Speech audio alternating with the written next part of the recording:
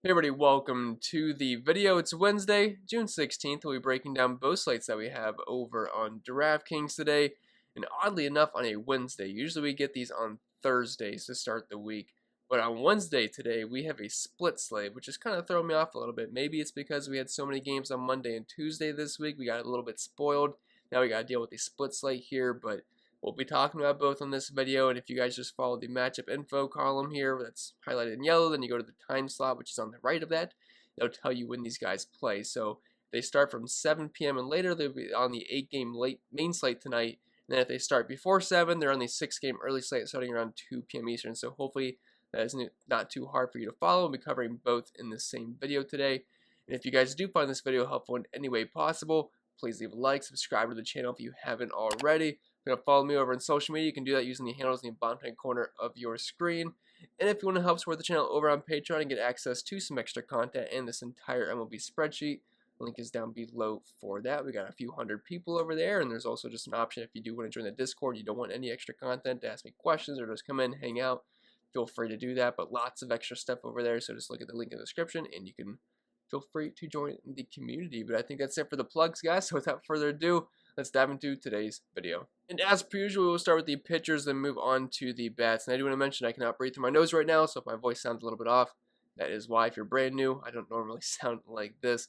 But anyway, we'll start up top here with Jacob deGrom, $11,000. He's in the late main slate tonight, which I think is a good thing because Coors Field, they have like a team total of 7 right now, speaking of the Padres. So if you roster deGrom, it's not like you're taking away from that Coors Field exposure because they're on 2 separate slates. So I think that's a good thing for tonight. But anyway, Jacob DeGoat, I mean, I have nothing bad to say about him. If anyone tells you that Jacob deGrom is not a good play, I don't know why. I'd love to hear their reasoning. Maybe it's because he's not been working too deep into games. He's kind of been around 75, 80-some pitches, but even then, he is getting there. Like, his numbers are just so insane this season. And even since MLB's been cracking down on the sticky stuff, it's not affected deGrom. He's legit. He doesn't need that. And his teammates have vouched for him. Like, the guy is just absolutely clean, and he is mowing down batters each and every single time. I don't care who he's facing. I don't care the weather. I don't care the wind. It does not matter to me. Jacob deGrom is going to be an elite play here, even if he only gives us 85 pitches. 85 pitches at $11,000 usually would sound like a big no-no, but Jacob deGrom is pitching on another planet this season. I will roster him no matter what. And even $11,000 feels like a bit of a value for Jacob deGrom. Like, honestly, DraftKings should make him like $12,000 to $13,000 and make us think about it a little bit. Like, Jacob deGrom is going to be very popular, and it's for good reason. Like, he should be way more expensive than he is, because when you're looking at his numbers this year, it's like you're playing a video game, and even then, it's kind of hard to get some of these numbers on a video game after 60 innings pitched on MLB The Show. But sitting close to 100 on his fastball this season on average, which is insane for a starting pitcher. Like, you'll never be surprised if you see triple digits on that gun. He's been close to 102 as well. His ERA is like 0.56. The xFIP and CR to go with it's around 1.5. Striking out nearly half the batters he's faced this season, only a 3% walk rate, which equates to 1 walk per 9. 108 ISO given up. The matchup versus the Cubs, it is what it is. They got some decent bats in their lineup, but who cares? It's Jacob deGrom. You can feel comfortable rostering him. Like, he's like the one pitcher in all of baseball that you can roster and you really never worry about it. Like, there's some pitchers I roster them. I'm watching that MLB app. I'm turning the game on, watching every single pitch, having a nervous breakdown. Jacob deGrom, I just know what I'm going to get. I know what I'm going to get with Jacob deGrom, and I don't have to worry about it whatsoever. If I had to guess the Cubs total here, probably going to be like upper 2s, maybe low 3s, but upper 2s, maybe 2.5. 2.5 might be pushing it, but it should be upper 2s for a start versus Jacob deGrom, but love him in all formats. Freddie Peralta, $10,300. He's on the early slate. Just got done facing Cincy. He got knocked out of the game early with a rain delay, so I think he ended with 17 points. Probably could have had a bit of a better game. I want to say it was around 70 pitches once they took him out, but he was having a good game strikeout-wise.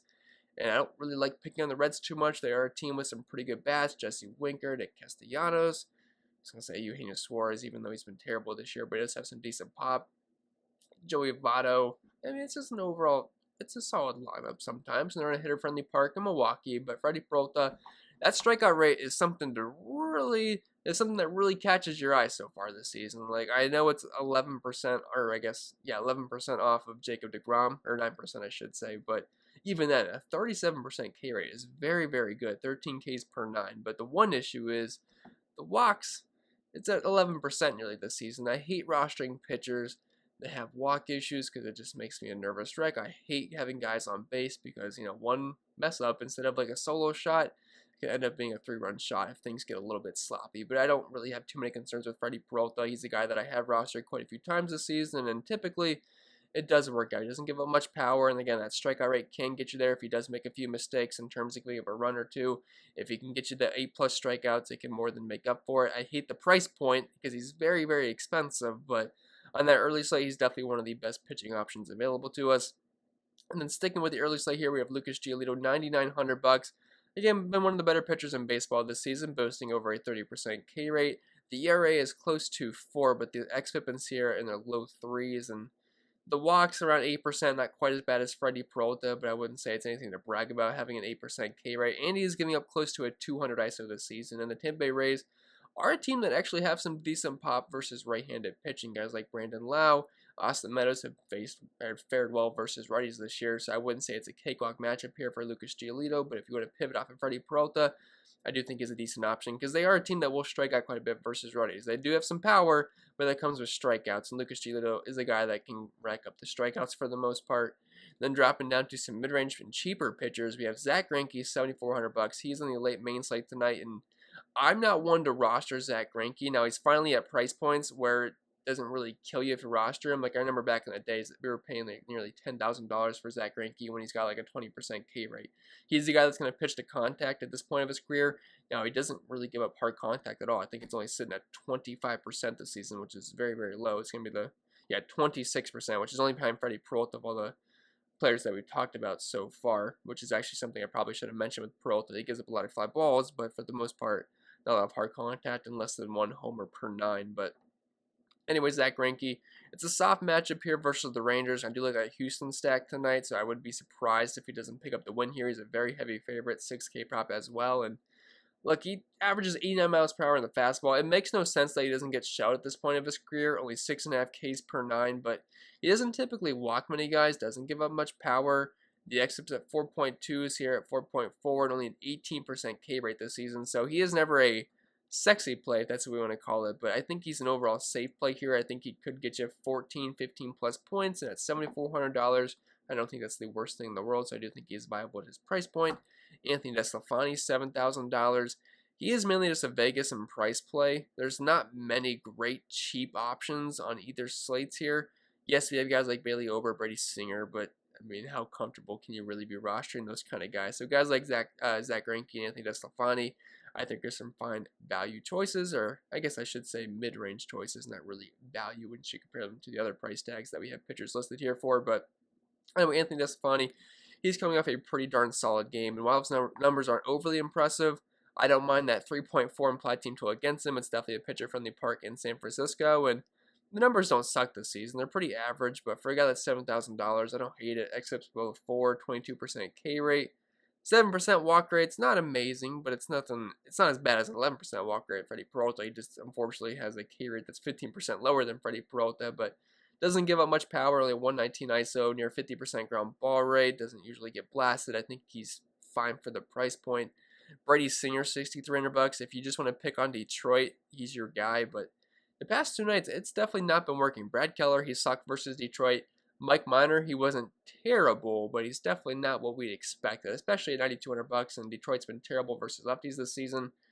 Was not the case the past 2 days. If the trends continue, Brady Singer's in for a bad night, but I'm not sure Detroit's going to do well 2 nights in a row, so I'm willing to go back to the well here with a Kansas City pitcher, just if you need a cheap one on the early slate, although I don't think you absolutely have to. But if you want to fit in those Coors Fields bats, guys like Fernando Tatis, Manny Machado, Tommy Pham, Will Myers, they come with a pretty hefty price tag, so you might have to venture down to the Brady Singer tier, and if you're just looking for soft matchups, he's your guy. So far, Detroit this season versus right-handed pitching, they've been worse versus lefties, but 27.5% K rate, 152 ISO, 88 WRC plus, and a little below 300. It is purely a matchup play for a decent price point. Plus, he barely gives up any power. Only a 0.91 ISO this season, near 50% ground ball rate, only a 26% hard contact rate allowed, and less than a homer per 9. So, don't think he's going to get shelled, but the strikeout upside, it's not the greatest for him. He's sitting at 23% this year, which isn't terrible. It's better than Zach Greinke, and I did recommend him here. And he's $1,100 cheaper, so mainly just a matchup and price play. And if you want to get funky on the late slate, we have Bailey Ober, $4,600. He's actually been okay in a couple starts this season. It's not a large sample size, but he hasn't been terrible. But we're really only talking about a few innings here, so I hate to put anything too much into it, but I don't think he's going to be a terrible pitcher. But a 26% K rate, and only a 3% walk rate so far. Now, I don't like that 21% ground ball rate, over a 400 WOBA, and a 322 ISO, given up with over 2 homers per 9. The bright spot here is he is facing Seattle, which we know is a team that we can pick on quite a bit. I know they got the J.A. Happ early on yesterday, but that guy sucks. Like, you couldn't pay me enough money to play J.A. Happ. The guy's absolutely trash. But $4,600, if you just want a cheap YOLO play, I don't hate the idea of using Ober. Again, if he gets 10 points, you're probably not too upset about it. It's a little bit over 2x, but don't expect much here. But if you really need a really cheap guy, he's in a good matchup. That's really all we can ask for, and he's been okay so far to start the season the past few weeks that he's had the opportunity. But with that being said, let's move right on to the bets. I think that's all we got to talk about with pitching. As always, we will start with the catcher position, and we'll start up top here with an expensive one in Salvador Perez, $5,100. He's on that early slate, and there's a lot of good stacks on the early slate, in my opinion. I think the Royals and the Padres grade out very, very well. And then the late slate, I'm liking the Astros, I'm liking the Braves quite a bit. And there's a couple of other teams you can throw in there, but those are the ones that are standing out the most to me, for me as of right now. But anyway, Salvador Perez versus Tarik Skubal. Skubal's not been bad at all, or Skubal, whatever you prefer. I'm actually not 100% sure. I don't watch many Tigers games, so I'm not really sure the pronunciation there. Skubal, Screwball, whatever you want to call him. He's a guy that's actually been pretty solid the past month or so now. Like, I'm not really trying to pick on him and saying like he's trash, because he's not. So far this season, got a 28% K rate, 4 Sierra, 4.4 xFIP, over 11 Ks per 9. Like, the guy's actually been solid, but he will still go some power. Over a 200 ISO given up this year. I mean, it's worse versus righties. Looking at those splits, a 274 ISO given up to righties, a 57% fly ball rate, 36% hard contact rate, and over 2.5 homers per 9. The strikeout rate's still pretty good, but the xFIP's getting close to 5. So I don't think he's a terrible pitcher, but I think these righties on the Kansas City Royals do make some sense here. Plus, the Detroit bullpen's not exactly the greatest thing out there. They have a team total close to 5. I think the righties and the Royals make some sense today. So Salvador Perez, a guy that's been hitting the ball really well this season, definitely makes some sense to me. And there's some cheaper options here. And usually, if I can't afford an expensive catcher, I'll just take a cheap option on one of my favorite stacks. And on the early slate, Victor Caratini. Loving the Padres, team total of around 6.5. Would not be surprised if that gets closer to 7 as the day progresses. Then Martin Maldonado, $3,100, just a cheap piece of the Astros stack today, going against Jordan Lyles, which if you guys watch my videos all season long, anytime Jordan Lyles is pitching, I typically try to stack against him, and I definitely think we can do that here with the Astros. There's a lot of guys that do grade out very well for him, and Maldonado's not a good hitting catcher, but it's just a cheap piece of that offense. Going into first base, we have Freddie Freeman, $5,100. Pretty expensive, but on the late slate, I was kind of struggling to find a guy I liked a lot. So there was a guy like Jake Cronenworth I wanted to talk about, and there was another one I forget off the top of my head I wanted to have listed here. I think Carlos Santana. He was pretty expensive. I like the Royals righties here, but I needed a late slate guy, so I put Freddie Freeman here, $5,100. You can always stack the Braves. They got one of the better offenses in baseball, and he's facing a righty. We know Freddie Freeman's been crushing righties for the course of his career. Gary Richards, a pretty average pitcher. They have a team total close to 5 here. He's got over a 200 ISO this season. I like Freeman if you're just stacking the Braves, or if you just need a first baseman for the late slate. Obviously, there's some cheaper guys we can look at, but Freddie Freeman's definitely the best overall option. The Eric Hosmer, $4,100. It's a lefty-on-lefty matchup in Coors Field, but I can't imagine Kyle Freeland's going to last too long here. Now, last time Kyle Freeland pitched, we were all in on the Reds, and he gave up like 10 runs in that game. They just weren't taking him out, so maybe they don't take him out if he gets rocked early just to eat up some innings. But even then, if he's off his game, I don't care if you're a lefty, I don't care if you're a righty, I don't care if you're ambidextrous. It doesn't matter to me. I like all the Padres here. They're definitely the best stack, especially on the early slate. You obviously can't play them on the late slate, but on the early slate, they are by far the best stack there, and I think that team total is going to rise. Kyle Freeland's not a very good pitcher, gets crushed by righties, and I think he can play lefties too. Then Josh Bell, $3,800. I'm going to Chase DeYoung here. No implied team total out yet, but I definitely think the lefties make some sense here for the Washington Nationals. And while Josh Bell has not been playing the greatest this year, he's still shown some pop with an ISO of around 200. I prefer him versus right-handed pitching. Then dropping out second base, we have Jose Altuve, $5,600. Again, this is mainly just stacking against Jordan Lyles. Looking at Lyles' splits this season, he is pretty much the definition of average. He's got a 4.68 xFIP, 4.7 Sierra, less than a 20% K rate. around a 200 ISO given up and decent amount of hard contact. So I like all the Astros, and I definitely give them the advantage here over Jordan Lyles. With Merrifield, $5,100. Again, I like the righties here versus Skubal. Don't think he's a bad pitcher, but the one weakness he has is versus righties and those fly balls, the power, and the hard contact rate. So they do grade out pretty well for me. Don't have really any interest in the lefties unless you're just trying to do a full stack and hoping they get to school early. Then I see some righties in the bullpen. That is certainly a scenario that can happen. And then Aussie Albies, $4,300. Again, I like the price point. I liked him yesterday quite a bit. Did get a single early on, but didn't really do anything after that. But still, this is a cheap price point for him. Braves are one of the better stacks on the late slate. He's been playing good baseball this year, close to a 250 ISO with a 260 batting average, and he's slugging above 500. Going down to third base here, we have Manny Machado, $5,600. We have a lefty in course field, and it's Kyle Freeland, and he is definitely one of the best pitchers to pick on both slates today. He is a guy that got rocked last time out versus Cincinnati Reds, and the righties grade out very, very well here. Team totals astronomically high. Manny Machado has crushed lefties his entire career. I don't think I need to explain this to you guys. Gio Urshela, $4,400. I wanted to put some more expensive third baseman, like a guy like Alex Bregman, a couple of other guys that I thought made some sense, Austin Riley, but I didn't want to go expensive every single spot here. So I put Gio Urshela here. Don't love the New York Yankees, but Ross Stripling's not a terrible pitcher, but he's not that great either. Yankees have a team total close to 5 here. Urshela's not a guy that's shown a ton of power this season, but he has been hitting for a decent batting average. I just thought he was a fine price play for the most part, and on offense, I think that is stackable. Then Kelvin Gutierrez, $2,400, just a cheap righty here versus Skubal on its stack that I think is pretty good tonight, or I guess today, because that game is at 2:10 p.m. Eastern. Dropping out of the shortstop position, we have one of the most exciting and one of the best players in baseball with Tatis here. Very expensive at $6,100, but this is one of the best home run calls in the entire slate. I obviously know that's going to be a chalky proposition. People are going to play Tatis. He should be one of the highest home players in the entire slate. He's got an ISO above 360 this season, over a 400 WOBA, and it's Tatis. I mean, if you can fit him in, I would feel very good about that. I absolutely love him. He went deep yesterday. Would not be surprised if he makes it 2 in a row. On the late slate, we have Gleyber Torres, which is pretty much the same exact play as Urshela, like the same exact play and the same price point. Then Adalberto Mondesi, $4,200. If he returns to the lineup, he was close to being activated yesterday. If he's back today, I like that price point at $4,200. It's a very small sample size, but he's batting 360 this season with a 360 ISO and a 194 WRC plus. Super small sample size, but do like the righties versus Skubal. He's a switch hitter, so he'll definitely have the platoon advantage there. Then going to the outfield, we have Tommy Pham, very expensive, nearly $6,000, but love all the righties versus Kyle Freeland. I don't think this is anything sneaky.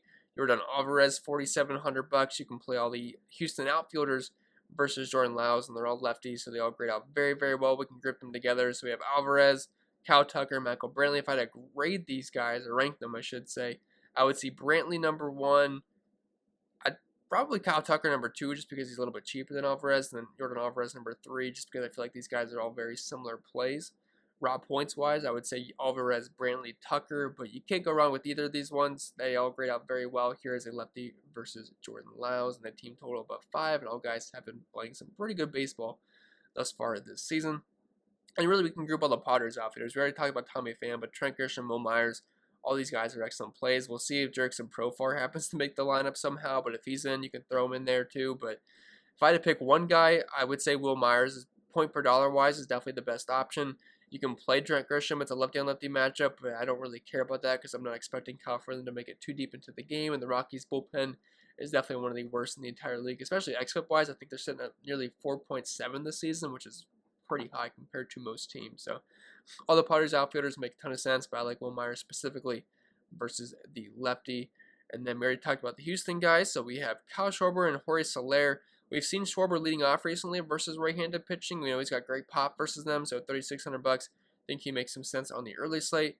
Then Jorge Soler, just a very dirt cheap righty versus Skubal. I know he's been awful this season, but we know he still has some pop in his bat. Should be batting cleanup, and he's mainly just a price play. But with that being said, guys, I think it's going to be it for the video. So I hope it was helpful, and if it was, make sure you leave a like, subscribe to the channel if you haven't already. If you want to help support the channel over on Patreon, link is down below in the description for all the extra content, and you can join the Discord as well. It was a good time in there. Follow me over on social media if you want, and I think that's going to be it. I will stop rambling, and I hope you guys enjoy the rest of your Wednesday, and I'll see you in the next one. Also, a quick reminder of when the slate starts. 2 p.m. Eastern, we have 6 games today. And then around 7 p.m. Eastern, normal slate time, we have 8 games. Just a quick reminder in case you forgot while watching the video.